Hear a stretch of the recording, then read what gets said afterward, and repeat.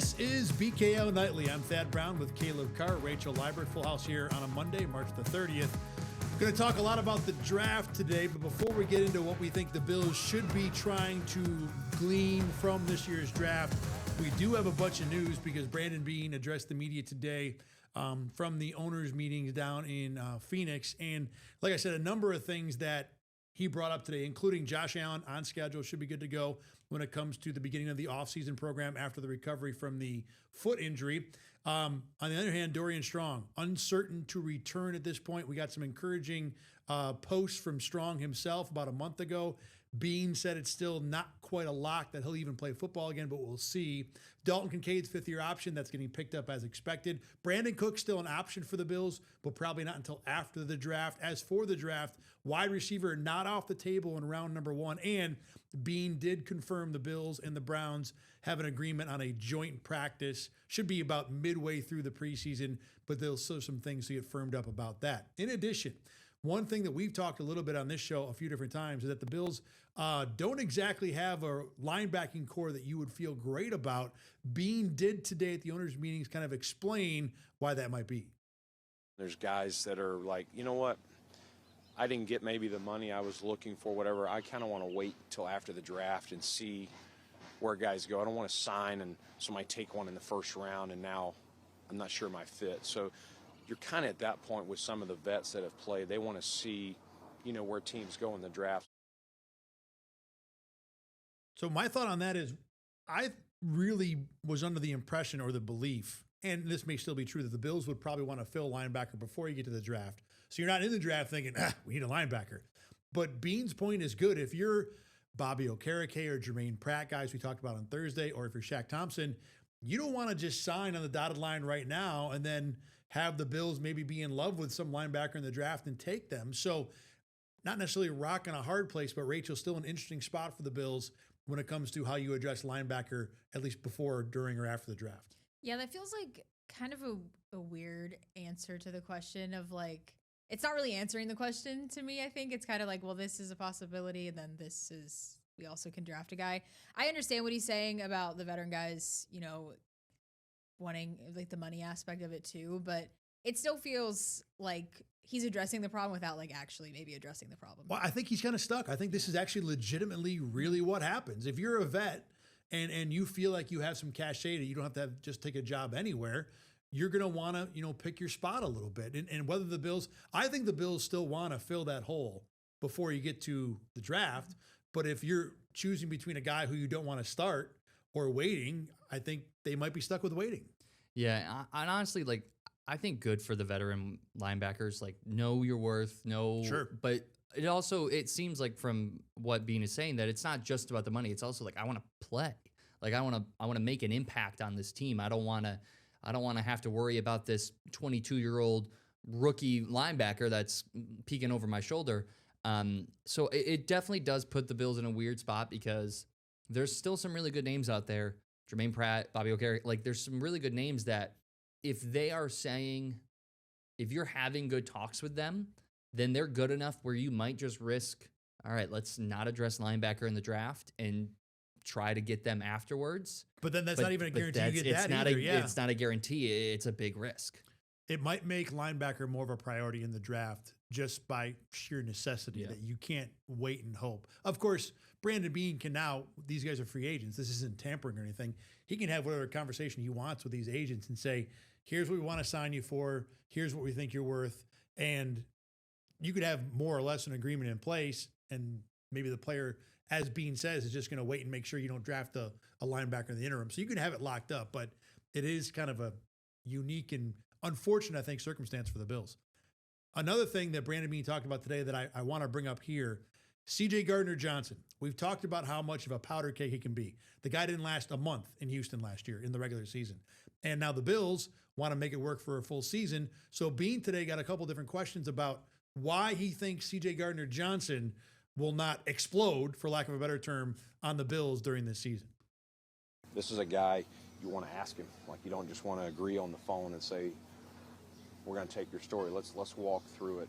I think one of the things that helped us, Tim, was we had some guys on staff that have been around him in New Orleans, and Craig Robertson, who was playing at the time when he was drafted, was kind of his big brother and Craig's on staff, and has stayed in contact with him, vouched for him. We obviously made calls, and I think he was honest. He said he knew, there's some things he could have done, differently, and has learned and matured. Some of that edge you want. One of the guys I talked about when we signed him I was around a guy like Steve Smith, who brought an edge, and you just want to make sure they know where the boundaries are and that it doesn't take away from the team. But Love is competitive. The guy takes the ball away. The guy brings an edge to your defense, and that was one of the things that we talked about. How do we add some edge to this group? I feel like the last 3 or 4 general managers who have signed C.J. Gardner-Johnson have had that conversation with media at some point. Yeah, we talked to all these people, and he's learned, he's gotten better. How much do we think the Bills are maybe better prepared for the C.J. Gardner-Johnson experience, or how much are the Bills convincing themselves they're better prepared for that? Caleb? I mean, the more you got to think they're at least a little bit better prepared, because the more you watch him on other teams and the more you watch how those play out, the more you learn, and you're like, okay, so whatever Houston did, that didn't work, obviously. It was the Eagles, right? It was the Eagles Went after to the Houston. Super Bowl with them. Yep. Yeah. Last year was Houston and then Chicago last year. The year before was Philly. So Philly and Chicago, it seemed like that was better. Obviously, Chicago, he was on for the rest of the season, not returning this year, obviously. But so you got to kind of look at what they did that worked, what the Houston did that didn't work, and just try to merge it all together. I'm not super confident that it's going to work, but I think they have a better chance than the teams before them. I'm leaning more on they're convincing themselves that it's going to work. I think, to Caleb's point, I think the more experience, or just seeing if he goes through several phases of that it didn't work out with that team, I think you can figure out, like, by process of elimination, like, what is maybe the cause, or what the happened. more things you see that are wrong, the less you'll do. I think because it's not early in his career that this has happened, that the Bills are kind of just like, oh, well, let's just hope and see. I mean, I think they know what the possibilities are. I think they signed him with those on the table. So I think maybe it's convincing, because that's what any GM is going to say is, oh, we want this passion, we want this fire, and that's what he brings. But I don't know. It'll be interesting. Yeah, the edge. He said that a few times. It'll be interesting to see if they actually, I don't know. But I think I might have more faith in Caleb, though, of him actually maybe fitting into this team a little bit better. Well, I think kind of to your point about what you're saying with the Bills, you have a guy who can be a starting free safety, who can take the ball away, as Brandon Beane said, and you signed him for like $4 million for 1 year. It's a good deal. It's cheap enough and with enough potential reward that you're going to be okay signing up for the risks. Yeah. Now, that doesn't mean the risks don't exist, but Brandon Beane's not going to say, hey, you know what, this guy was so cheap and we think he can work. Yeah, he might blow up our season, but it's worth the try. Yeah, I mean, he's not going to say that. Yeah, this isn't a guy that you picked up and you're like, oh, our season now rides on him. I think it's just kind of like, if he works out, he does. If it doesn't, there's other options maybe. And we will pull Houston and jettison him in week 4 if we have to. I think the other thing too is, the older C.J. Gardner-Johnson gets, probably the more likely it is that he is, or less likely it is he's going to cause the kind of problems that he has in the past. You'd hope anyways. You would hope, for sure. Okay, what we also want to do today, separate of the Brandon Beane news, is take a look at the draft and what the Bills' goals are in this draft, kind of in a vacuum. So we each came in with a few different things that we would like the Bills to try and accomplish in this draft. It can be a particular player, it can be doing something in a round, addressing a position. So we're going to go around the room a couple times, see how many of these we can get through, and just see what things would make for, again, in a vacuum, an ideal draft. Because you can't predict who's going to go here, what players will be available when the Bills are on the clock, what trades might be available. But let's see what we can talk about or find out would be an ideal setup for the Bills this April. Rachel, you get to go first today. I'm going to die on the hill that the Bills need to draft a receiver in the first round. It's a good hill to die on. I know I've seen, they picked up more and they have other needs of an edge rusher or even a linebacker in the first round, throwing that out there. Like, I just don't, for me, the most glaring issue last year was the wide receiver room. So I feel like you just have to address that in the first round. I mean, there is DJ Moore is, what did we say, 29 years old at this point? He'll be 29 next month. Keon Coleman didn't work out 2 years ago. You need to get a young guy in the room, and they always harp on draft and develop. I think you need to do that in the first round. So for me, that is the number one goal that I want them to accomplish. I don't know. I mean, I know Brandon Beane said it's still on the table, which makes me think it's kind of falling off the table a little bit that he has to even say it's still on the table. But I don't know. I just think this is the biggest need that I think you should just address it first thing. I will say that Beane not only said that wide receiver is still on the table, but like we mentioned earlier, the Brandon Cooks idea is something he would address more likely after the draft. That tells me that wide receiver is still a priority. Yeah, how high a priority we'll see, but I think it's a priority. I agree that wide receiver is definitely one of the top needs. I do worry, though, that in the spot where the Bills are in the first round, I think in order for them to go get a day one impact guy, they have to move up.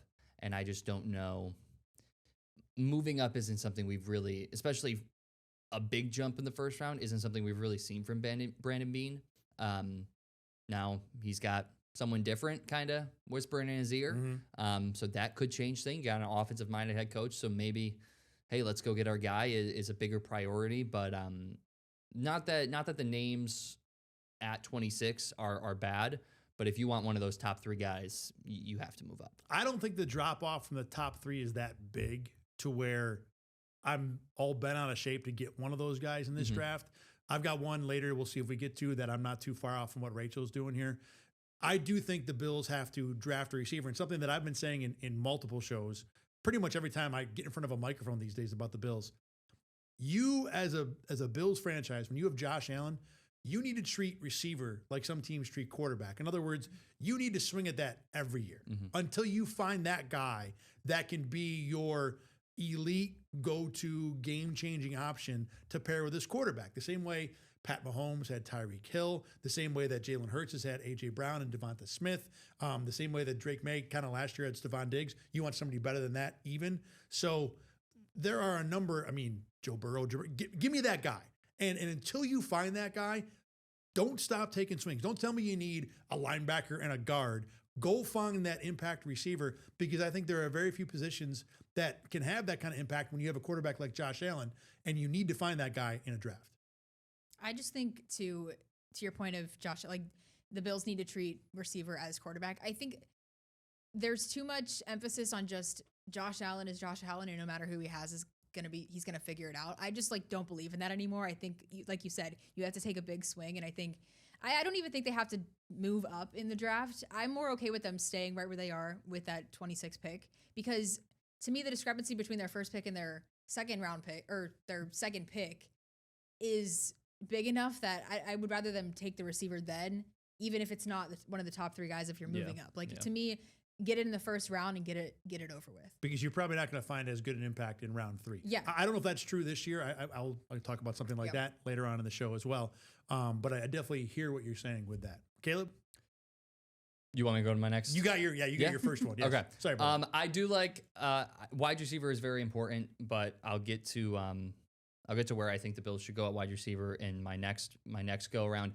I think for round 1, I think it has to be edge. I really like the number of options that are there. There's a lot of really, really good names, and it seems like they're just going to have an abundance of players to pick from. Now, it could be the same with wide receiver, but I really do think that you get there. You got your top guys, David Bailey, Ruben Bain. Like, those guys are going to be gone top 10. But Akeem Messidor, Akeem Messidor from Miami, TJ Parker from Clemson, Cassius Howell from Texas A&M. Those are just a few of the names that are really high on a lot of people's draft boards. And I see no reason why they're not going to be still available around. There's a lot of really, really good edge guys, even like guys that are projected to go like early to mid second round are really good guys that if you want to stretch, if you want to reach at number 26, I would be okay with that. It's funny that our first two are get an edge, get a receiver. Yeah. I'm on the same wavelength with you guys. One of my ones that I'm going to now skip later was I think the Bills need to go draft edge and receiver in the first 2 picks. You can go either order for me, and I'll talk about which one I might like better later on. But yes, these are 100% the priorities for the Bills. And if they walk out of rounds 1 and 3 or their first 2 picks, they're only picks in the top 100. Again, linebacker and guard. And we just talked about why linebacker might be a priority. It's going to feel like a disappointment no matter how good those 2 positions are. not only are they the top two priorities for the Bills, but I think when you looked at who's in this year's draft class, I think those are probably the two positions. It works out for the Bills that have the most like depth there. Like they have the most. You can still get really good value in rounds 3 and 4 at both of those positions, which lines up really, really well for Buffalo. 1,000% agree. I'm with you. No, I think I actually my second take that we'll get to maybe contradicts what you guys said, but I agree that edge is for sure a big priority here. We need some friction. We can't all agree on everything. All right, I got a decent one here that might maybe a little not quite hot takey, but my goal for the Bills is don't ever trade up, not once, not any time. I think to your point about this draft being deep, this is not a trade up draft for any team. I think if you obviously there'll be specific circumstances, a guy you might like a lot better than the next guy at that position group or someone who particularly fits your scheme. There'll be circumstances where guys want to trade up, wanting to get back into round 1 for a 5th-year option. I get all that. In general, this draft is much more deep than it is talented at the top. So not that the Bills can't ever trade up, but if we talk about draft goals, right? The goal is not to have to trade up. The goal is to be able to sit back and use the few picks you have early and be able to hit the needs you have. Because again, this draft should be deep enough that you can find an edge or a receiver or whatever else you need in rounds 3 and 4 and early in round 5 and be able to accomplish some of your goals. I'm going to contradict what you say a little bit later, but it's tough because I do still agree that like you can get good guys in round 3. You can get good guys in round 4. And unless there's one specific guy that they're really like is super high on their draft board and you hit round 3 and you're like, well, he's still there, we got to secure him. That's the only way that I'd be like definitely 100% on board with it. I'm good. Like I said, I'm going to contradict you a little bit later, but I do agree that there's a lot of value.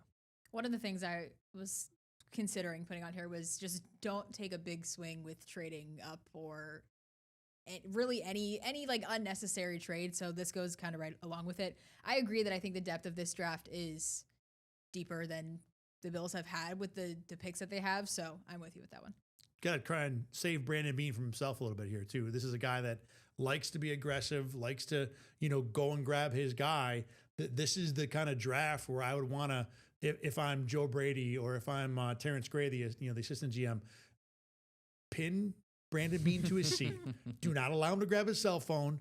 He does not get to pick up a phone. Just let the draft come to you. I don't know. Again, it's not that the Bills have to do this, but I think if we're going to talk about draft goals, not trading up to me is the best outcome for the Bills in this draft. All things being equal, all things considered. And it's weird because we're talking about wide receiver and edge with so much urgency, and there is so much urgency at getting your guy at those two positions. And usually when you have those conversations, it ends in, so go up and get your guy. But this could very well be, and again, we don't know what their board looks like. They might have a specific wide receiver that they're like, we love this guy, let's trade up and go get him. Or we love this edge guy, let's go get him. But this could definitely be the year that they're just like, let it come to us. All right, Rachel, number 2 draft goal for you for the Buffalo Bills. I know we talked about priority being edge. I do agree that is a priority, but my priority, I think number 2 for the Bills is at linebacker. Just because looking at the linebacker room right now, it's Terrell Bernard and Williams, and I just like don't have a lot of faith in them. I know that with the whole, sound bite that we heard in the beginning here of them, kind of waiting in linebacker, like that kind of puts it into more perspective of why they haven't addressed this. But this is just a position where I think you have to go find a guy that fits this new defense, and I think it's urgent to do that. I'm not even sure this wouldn't be my first round. This would be your second pick, but I don't know. I mean, edge rusher is probably pretty equal to where linebacker is for me, but I just think they have to address that because right now I just don't think who they have in that room is going to solve the problems that are there. I think in a bubble, I would put linebacker, like in a draft bubble, I would go wide receiver, linebacker, edge rusher. In terms of needs? In terms of needs in a draft bubble. But when you open up and you look at free agency and the fact that there are still some of those big names out there, I still think that linebacker, I think wide receiver and edge are more of your big impact guys, and those are the players that you want to draft young and develop and grow into your own guy. Where linebacker, you can much more easy just get a 28, 29-year-old veteran and plug him in, and it can still run very, very well. And just with some of those big names, now I know if guys aren't willing to sign contracts until after the draft, that messes everything up. But I still think that free agency should be where the linebacker need gets filled. I'm with you on the idea that you can get your big impact out of receiver and edge and other positions than linebacker. And I think you're not wrong, Rachel, about they need to fill in the hole that this new defense has to some degree presented. Without that second round pick, I'm thinking, what am I okay taking in round 4, receiver or edge? And I feel I don't like the prospect of doing either of those things. The other thing too is getting a linebacker early in this draft or making it a high priority. I think is something you do if you're a team that's building a couple years out. Now we've talked about with a first year coach, that might be the more realistic plan for the Bills. And from that point of view, if you think about it as, well, they had kind of addressed edge with Bradley Chubb. Maybe Chubb and Greg Rousseau work out. Maybe Michael Hoyt comes back. You could cobble together a pretty good edge room if a lot of things break your way.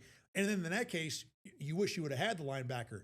But maybe you grab the linebacker now, understand that, okay, this year is going to be, can we get a monster year out of DJ Moore and Josh Allen? And then if it doesn't work, you fill out the build defensively that you've already kind of laid the base for by taking your linebacker this year. So I'm telling myself a bit of a story to get there, but it's a story that I don't mind reading. You know, it's a page turner. So I don't disagree with you. I think also too, there's a better selection of edge rushers in the draft this year compared to linebackers, I would say. So, I mean, I don't disagree with what you're saying, but I just don't I think you need, I don't want the team to try to like mold the guys that they have into a type of guy that's going to fit this 3-4 defense and just force something that's not going to happen. I think you have to go out and find a guy that has been in that scheme before.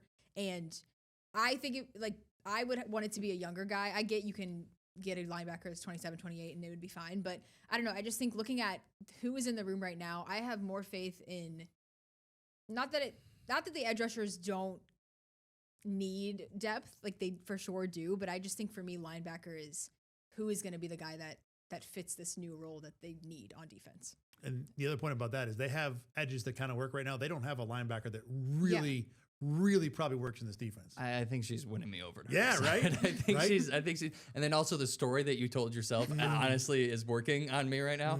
I'm almost in that same boat, and there are some good prospects up in the top. I mean, I don't know if you say priority number 2. There's some really good names that might be there late first round that honestly don't sound terrible about now. And the other part about telling the story is you might get the best linebacker in the draft if you're the Bills at 26, whereas opposed you're going to get the 4th or 5th best edge or receiver in this draft. Yeah, but I think that the impact they're going to make on your team are probably similar. Yeah. If not the edge a little bit more. Which is why. But Rachel's point of like molding the linebacker to be what you want it to be in this new defense is really intriguing.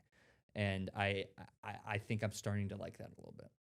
Certainly pushed me more to that direction. I can't get out of receiver edge early, but I'm closer now. All right, Caleb, number 2 for you. So I went edge in round 1. They still need a wide receiver. I know we said don't trade up at all, and I know that we said that there's really good value. Well, I said that. You didn't say that. But I agreed. Okay. I kind of agreed. I agree that there's really, really good value, but I think the Bills should try to trade up into round 2. And you're probably going to end up having to use that 3rd pick, but I think you trade up. I think you find a guy that you really like. Obviously, I'm sure they love Jordan Tyson and Tate. Like, I'm sure they love those guys. But I think you find a guy that's going to be available in the 2nd round. A few that you really like. One of them right there, Chris Brazzell from Tennessee. You got Chris Bell from Louisville. A lot of names that are going to be available in there. You just go find the guy you like and you trade up and you go get him. I think that I'm kind of talking myself in circles here, but there is so much good value. But at the same time, wide receiver is one of those positions that's been a problem for the Bills. And if there's one position in this whole draft, like edge rusher, let them fall to you. Linebacker, take what the board gives you. You want depth at the O-line or the secondary, take what the board gives you. Wide receiver is the one position that I think you can say, we're gonna go get what we gotta get because of how important it is and of how many issues the Bills have had regarding that position over the last 3 years. obviously I don't think a GM should ever do something just to shut up the fan base. But I think trading up, like if you take a good edge in the first round and then you trade up into the second round, you show the fan base, you show the team that, hey, we do care about this position. I know we didn't take him in the first round, but we do care. I mean, the Bills do have 2 high round 5 picks. So Yeah. I'd have to look at the charts and everything. You probably get from round 3 to the bottom of round 2 with a 4th and one of your 5th, just really guesstimating off the top of my head. And You're saying to keep your third? No. It'd be a 3, a 4, Okay. and a 5. Yeah. That's what I was yeah. thinking. Yes. Which is a lot. I understand. Yeah. The only thing I don't like about that, because if there's a receiver in round 2 that you really like, I'm on board with finding the guy that works for you. Brandon Beane's been so good with 4th and 5th and 6th round picks. He has. I hate to give that up for this particular general manager. Yeah, but I mean, I agree. I just think I don't know if it's a fair, at least to me, like judgment that he's been good with 4th and 5th round picks, because I feel like that's just like the luck of the draw. Like you either draft a 5th round that's gonna, like you could.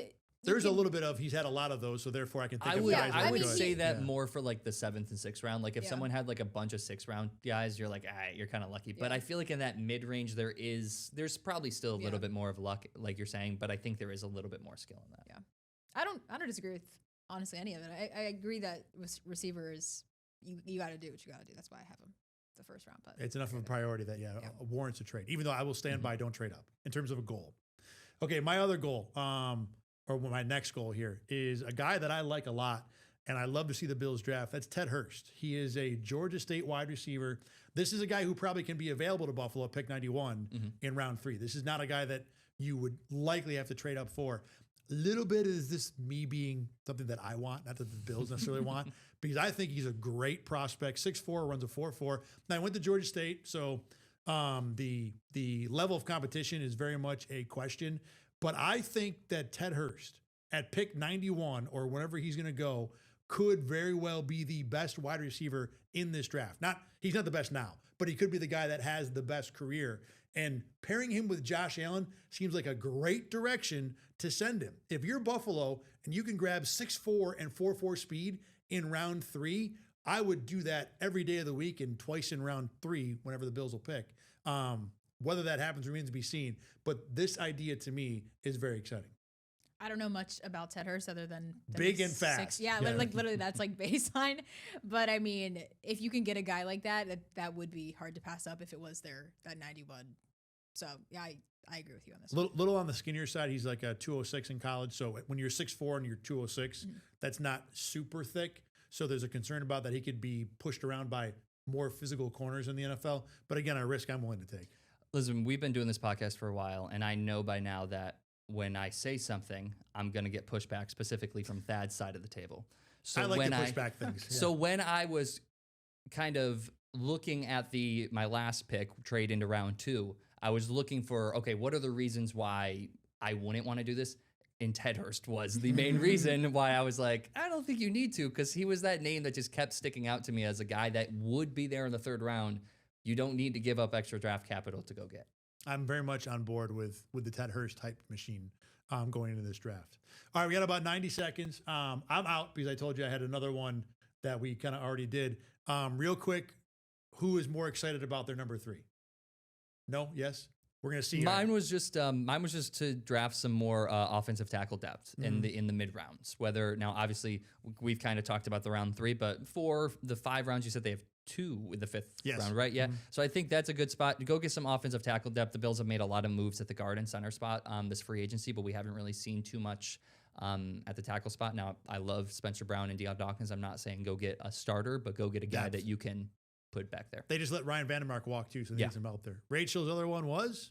Just to go get a corner in a later round. I just feel like they haven't really addressed the corner needs much. It's Benford and Hairston, and so maybe get a Benford 2.0, even though I just said that was luck, but maybe it's not luck and they should try again. Give it another shot. I mean, that certainly is a talent the Bills have had. It's not just him. I mean, Taron Johnson was a day 3 pick. Matt Milano was a day 3 pick. So they found defenders deep down the draft. All right, cool. That was fun. I enjoy the Family Feud aspect of the very end, seeing what everybody had. We are done for today, though. We'll be back again on Thursday, probably talking more draft, maybe some reaction to the Joe Brady portion of the owners' meeting discussion. For Caleb Carr and Rachel Liebert, I'm Thad Brown. Remember, you can always find the show on YouTube and on Spotify. We'll see you again on Thursday.